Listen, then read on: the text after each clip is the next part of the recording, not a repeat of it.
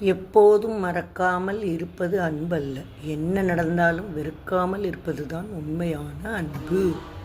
விருப்பம் போல் ஆணி அடிக்க, விடிய விடிய விளக்கெறிய, விருந்தினரை உபசரிக்க முடியாத வாடகை வீட்டில் வசிக்கலாம், ஆனால் வாழ முடியாது. பணத்திற்கு தெரிந்த ஒரே மொழி, இன்று நீ என்னை காப்பாற்றி வைத்தால் நாளை நான் உன்னை காப்பாற்றுவேன். பெற்றவங்களுக்கு காசு பணம் செலவு பண்ண யோசிக்காதீங்க. நாம் எதுவுமே கொண்டு வராமல் பிறந்த போதும் நம்மை கொண்டாடியவர்கள் அவர்கள்.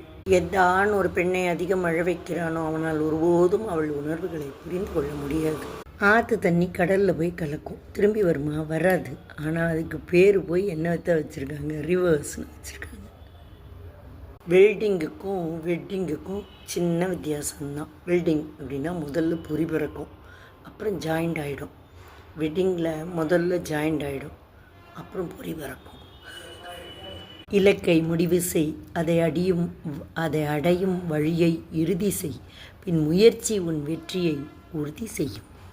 எதிரிகளிடம் கூட தைரியமாக இரு, ஆனால் துரோகிகளிடம் மட்டும் கவனமாக ஒரு அடி தூரமாகவே இரு. இல்லாத பாதையும் இருக்காது, கவலைகள் இல்லாத வாழ்க்கையும் இருக்காது. நம்ம வாழ்கிற வாழ்க்கை மிகவும் அழகானது. அதை தனக்கு பிடித்த மாதிரி வாழ கற்றுக்கொள்வோம். மற்றபடி மற்றவர்கள் தன்னை என்ன நினைப்பார்கள் என்று யோசித்து வாழ நினைத்தால் நம்முடைய சந்தோஷம் நம்மை விட்டு வெகு தூரம் போய்விடக்கூடும்.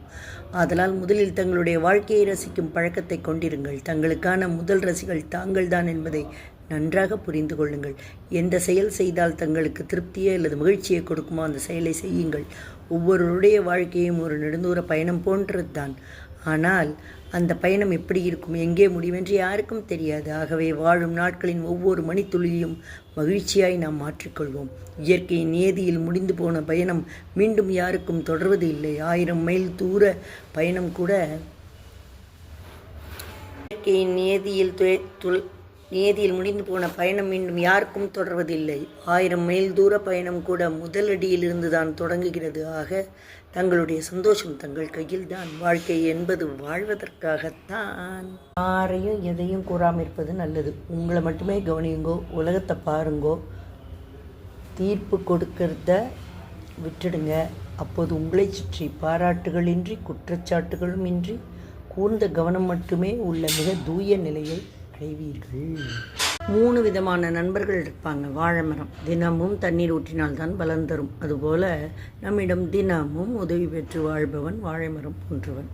தென்னை நம்மால் நடப்பட்டு தண்ணீர் ஊற்றி வளர்த்தால் பலன் தருகிறது. அதுபோல் நம்மிடம் உதவி பெற்று நண்பனாக இருப்பவன் தென்னை மரத்துக்கு இணையானவன். பனைமரம் தானாக முளைத்து தனக்கு கிடைத்த தண்ணீரை குடித்து